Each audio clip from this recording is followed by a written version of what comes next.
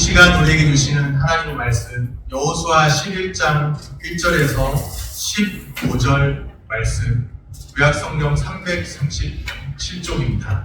하솔왕 야빈이 이 소식을 듣고 마동왕 요박과 시므론 왕과 압사 왕과 및 북쪽 산지와 긴네롯 남쪽 아라바와 평지와 서쪽 노래 높은 곳에 있는 왕들과 동쪽과 서쪽의 가나안 족속과 아모리 족속과 헷 족속과 브리스 족속과 산지의 여부스 족속과 미스바 땅 헤르몬 산 아래 히위 족속에게 사람을 보내매 그들이 그 모든 군대를 거느리고 나왔으니 백성이 많아 해변에 수많은 모래 같고 말과 병거도 심히 많았으며 이 왕들이 모두 모여 나와서 이스라엘과 싸우려고 메론 물가에 함께 진쳤더라. 여호와께서 여호수아에게 이르시되 그들로 말미암아 두려워하지 말라. 내일 이맘때에 내가 그들을 이스라엘 앞에 넘겨주어 몰살시키리니 너는 그들의 말 깃발의 힘줄을 끊고 그들의 병거를 불사르라 하시니라. 이에 여호수아가 모든 군사와 함께 메론 물가로 가서 갑자기 습격할 때에 여호와께서 그들을 이스라엘의 손에 넘겨주셨기 때문에 그들을 격파하고 큰 시돈과 미스루본 마임까지 추격하고 동쪽으로는 미스바 골짜기까지 추격하여 한 사람도 남기지 아니하고 쳐 죽이고 여호수아가 여호와께서 자기에게 명령하신 대로 행하여 그들의 말 깃발의 힘줄을 끊고 그들의 병거를 불로 살랐더라. 하솔은 본래 그 모든 나라의 머리였더니 그때 여호수아가 돌아와서 하솔을 취하고 그 왕을 칼날로 쳐 죽이고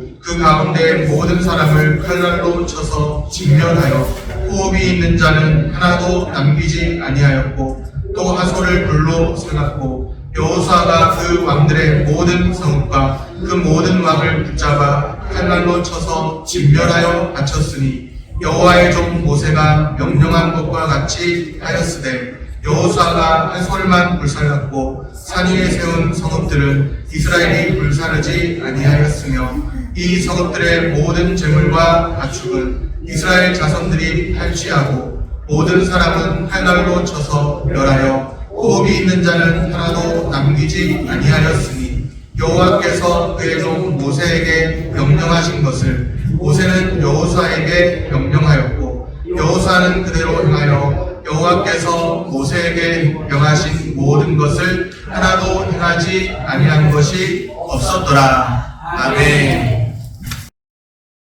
샬롬, 주님의 평강이 함께하기를 소원합니다. 아멘.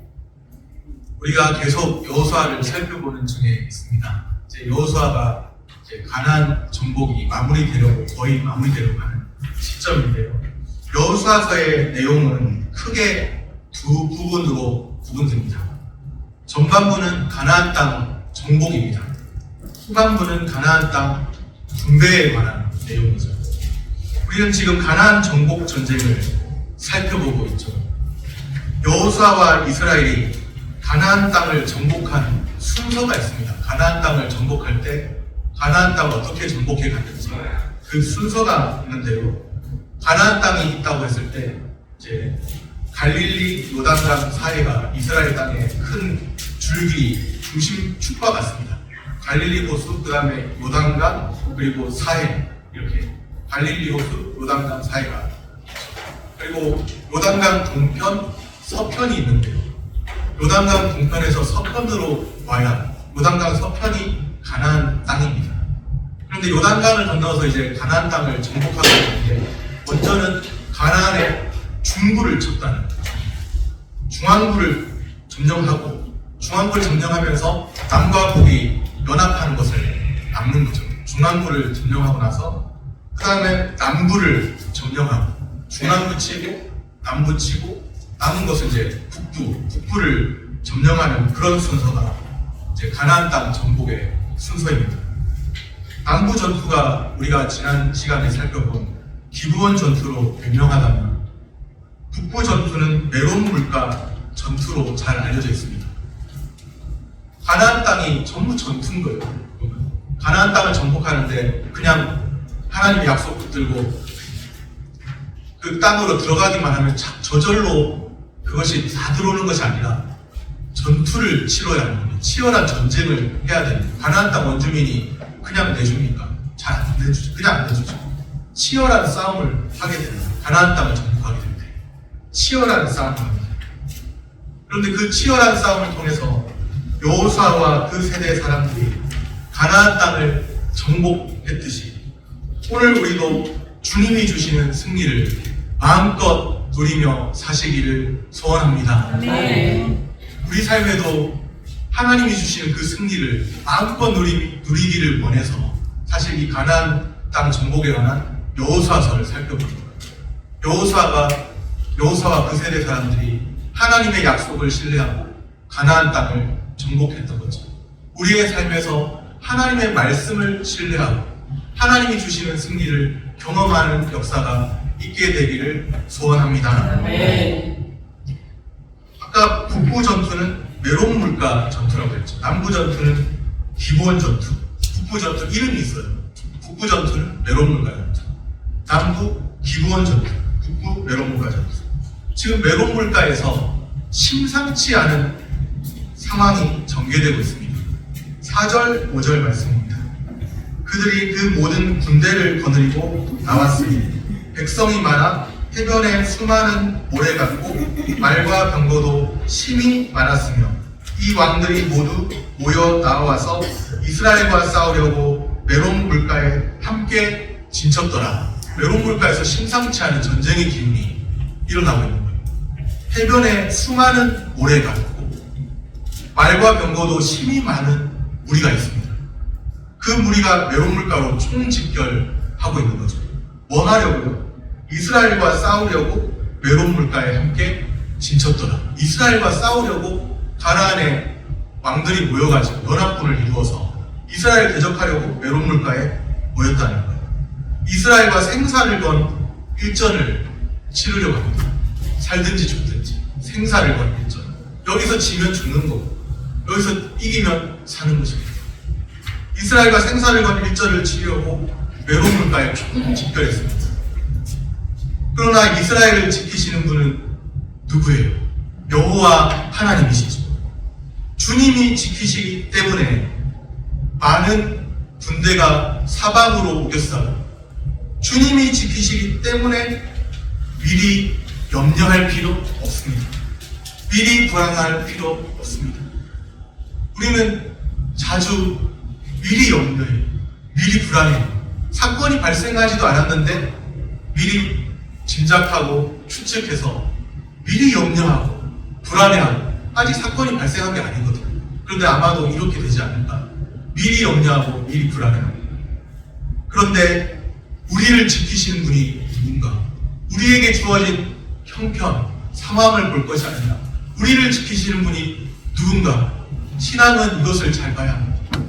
우리의 배후에서 우리를 붙드시고 지키시고 인도하시는 분 계시죠. 우리 믿는 자들은 하나님의 주권과 섭리를 고백하는 사람들입니다. 눈에 보이지 않지만 살아계신 하나님께서 지금까지도 우리를 인도해 오셨다. 하나님의 주권과 섭리를 고백하는 사람들입니다. 지금도 하나님께서 우리의 하늘 아버지께서 자기 자녀들이 어떤 상황에 있는지 다 아시는데, 다 보시는데 지키지 아니하시겠습니까? 지금까지도 지켜주셨는데, 지금까지도 인도해 주셨는데, 지금도 붙들고 계시지 않습니까?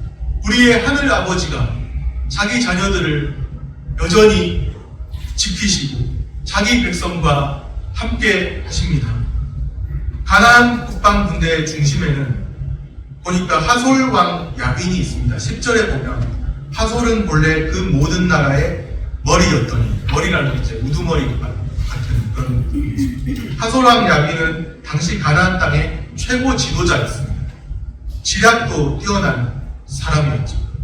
그는 북부 가나안의 모든 왕을 동맹군으로 집결시키는데 중추적인 역할을 담당했습니다. 하솔 왕 야빈은 가나안 중부에 이어서 가나안 남부 지방마저 정복당했다는 소식을 듣습니다. 이스라엘에 의해서 가나안 중앙부가 이제 점령당하고 남부 지방도 정복당하고 이제는 북부만 남았다. 그런 소식을 듣고서 하솔 왕이 사람을 보냈죠. 이스라엘을 대적하기 위해 모든 군대가 메론 물가에 진을 칩니다. 이스라엘과 가나안 북방 군대 중에서 숫자로만 따진다면 어느 편이 훨씬 많을까요? 당연히 메론 물가에 집결한 가나안 북방 군대들이 훨씬 많죠. 오늘 성경 말씀에 보면 그들은 해변에 수많은 모래 같다. 해변에 모래 헤아려 보신 분은 아무도 없을 것 같은데 눈으로만 봐도 너무 많잖아요. 해변에 수많은 모래 같고 힘이 많은 말과 병거가 있는 그들이 총집결한 거예요. 이스라엘과 싸우려. 겉으로 보기에는 이스라엘이 이들을 상대하기가 벅찹니다. 해변에 수많은 모래 같고 힘이 많은 말과 병거가 있는 이들 어떻게 상대할 것인가? 이스라엘은 해변에 수많은 모래 같은 힘이 많은 말과 병거가 있는 가나안 북방 군대를 상대해야 합니다. 이들과 싸워야 하는 여호수아와 이스라엘은 또다시 이 전쟁의 상황들을 보면서 잘 감당할 수 있을까? 또다시 두려움이 엄습했겠죠. 그러나 가나안 정복을 위한 싸움은 많은 숫자로 군마로 하는 것이 아닙니다. 시편 20편 7절에 이렇게 말씀합니다. 어떤 사람은 병거, 어떤 사람은 말을 의지하나 우리는 여호와 우리 하나님의 이름을 자랑하리로다. 아멘. 어떤 사람은 병거를 의지한다. 자기가 가지고 있는 병거. 또 어떤 사람은 말, 군마, 말을 의지하는 거죠. 병거와 말을 의지하는 사람들 있습니다. 그러나 우리는 여호와 우리 하나님의 이름을 자랑하리로다. 이 말씀을 보니까 다윗이 생각이 나요. 다윗과 골리앗 하면은 골리앗은 어려서부터 용사였던 사람 아닙니까? 수많은 전쟁을 치렀던, 아무도 골리앗 앞에 나서려고 하지 않는데 다윗이 골리앗 앞에 나서면서 너는 칼과 창과 단창으로 내게 나아오거니와 나는 만군의 주의 이름을 의지하여 너에게 나아가노라. 만군의 주의 이름을 의지했다. 어떤 사람은 병거, 어떤 사람은 말을 의지하나 우리는 여호와 우리 하나님의 이름을 자랑하리로다. 만군의 주의 이름을 의지한 다윗을 생각해봅니다. 우리는 여호와 우리 하나님의 이름을 자랑하리로다. 하나님의 이름이 생명의 이름, 하나님의 이름이 능력의 이름입니다. 하나님의 이름이 구원의 그 이름입니다. 하나님의 이름 자랑하며 살아가야 합니다. 군마와 병거가 승리를 보증하지 못합니다. 내가 가지고 있는 어떤 자원이 나의 승리를 보장하는 것이 아니에요. 내가 가지고 있는 어떤 축적해놓은 어떤 것이 나의 승리를 보장하는 것이 아니에요. 우리가 의지하고 자랑해야 할 대상은 여호와 하나님이십니다. 지금까지도 우리를 인도하고 계시는 신실하신 하나님이십니다.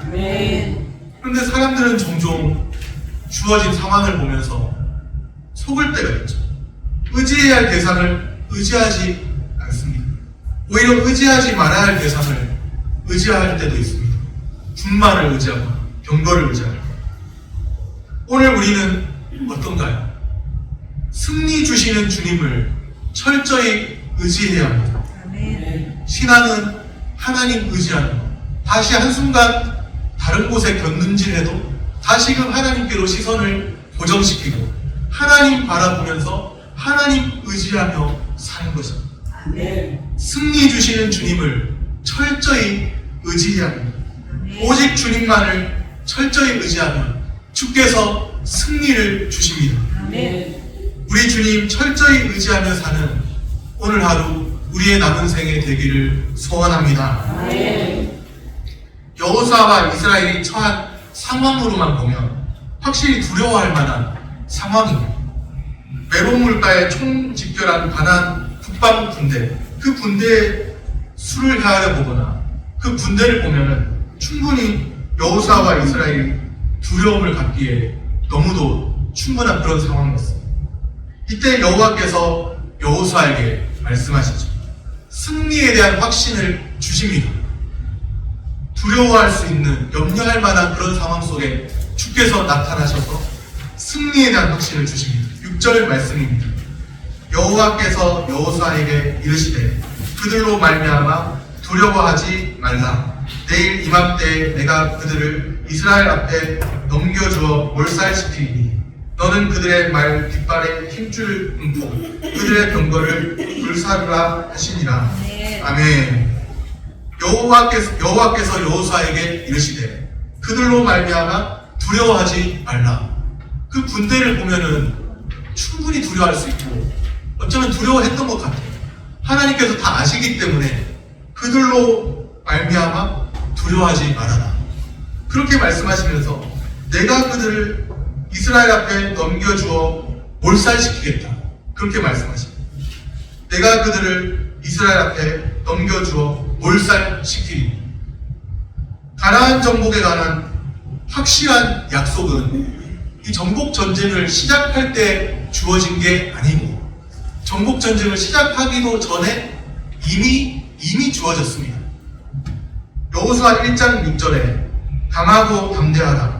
너는 내가 그들의 조상에게 맹세하여 그들에게 주리라 한 땅을 이 백성에게 차지하게 하리라. 아직 가나안 정복 전쟁이 시작된 게 아니에요. 그런데 그 전에 이미 하나님께서 약속의 말씀을 주셨습니다. 그들에게 주리라 한 땅을 이 백성에게 차지하게 하리라. 아직 정복 전쟁이 시작되지도 않았는데 가나안 정복에 관한 확실한 약속을 하나님께서 이미 주셨죠. 그런데도 거의 매번 전쟁 때마다 약속을 상기시킵니다. 내가 하겠다. 내가 그들을 이스라엘 앞에 넘겨주어 몰살시키겠다. 내가 하겠다. 하나님께서 하시겠다고 말씀하십니다. 거의 매번 전쟁 때마다 하나님의 약속을 상기시키세요. 우리가 싸워야 할 영적 싸움은 단 한 번으로 끝나면 얼마나 좋겠습니까? 우리가 싸워야 할 영적 싸움은 교회당에서만 하는 게 아니라 교회당에서 기도할 때만 하는 것이 아니라 우리의 일상 속에서 하나님을 높이고 하나님의 이름을 자랑하면서 그렇게 거룩한 삶으로 나아가야 합니다. 그 영적 싸움이 한 번으로 끝나면 참 쉬울 것 같아요. 그런데 그 영적 싸움은 한 번으로 끝나는 것이 아니라 불안이 계속됩니다. 우리의 영적 싸움이 단거리 경기라면 참 좋을 것 같아요. 저 옛날에 단거리 마라톤 말고 단거리는 잘 뛰었거든요. 한 번만 그냥 힘 쭉 내서 달리면 되잖아요. 예전에 참 잘 달릴 때는 10초 가까이 전후였던 것 같은 느낌인데 정확하게 기억은 안 나는데 근데 좀 늦게 달릴 때는 한 18초 넘게 나오고 이러더라고요. 단거리 100m. 그런데 우리의 삶은 그런 단거리를 달리는 그런 경기가 아니죠. 한 번 쭉 달리고 힘 다 쏟아서 쭉 달리고 나면 끝나는 그런 것이 아니다. 마치 우리의 삶은 마라톤 경주와도 같습니다. 단거리는 잘 달렸는데 100m 단거리 잘 달렸는데 마라톤 해보니까 뭐 4km 42초 원래는 그거잖아요. 그런데 이제 대학원에서 4km 달리는 걸 해봤어요. 그런데 한 2km 가니까 힘들어가지고 막 비틀비틀 하더라고요. 우리의 삶이, 우리의 영적 싸움이 마라톤 경주와도 같습니다. 단거리를 뛰고 끝나는 것이 아니에요. 장기간을 가야 하고 장기간 믿음의 경주를 해야 합니다. 그러니 매번 매순간 어떤 전투를 할 때마다, 영적 싸움을 할 때마다 때로는 더 하나님을 바라봐야 되는데 우리에게 주어진 상황을 볼 때도 있고 그렇게 되는 것이죠. 그런데 기억하시기를 바랍니다. 하나님께서는 우리의 삶 속에서 매번 매순간 말씀으로 도우십니다. 치열한 삶의 현장에서 말씀으로 끊임없이 도우십니다. 오늘도 말씀으로 도우시는 주님과 동행하며 사시기를 바랍니다. 주의 말씀 의지하며 성령의 인도하심 따라 늘 주님과 함께 사시기를 소원합니다. 말씀을 정리합니다. 승리 주시는 주님을 철저히 의지해야 합니다. 말씀으로 끊임없이 도우시는 신실하신 하나님 계십니다. 우리의 삶이 비록 장거리 경주와 같다 할지라도 끊임없이 우리를 도우시는 신실하신 하나님이 계십니다. 신실하신 주님을 의지하며 주님이 주시는 승리를 마음껏 누리시기를 축복합니다. 기도하겠습니다.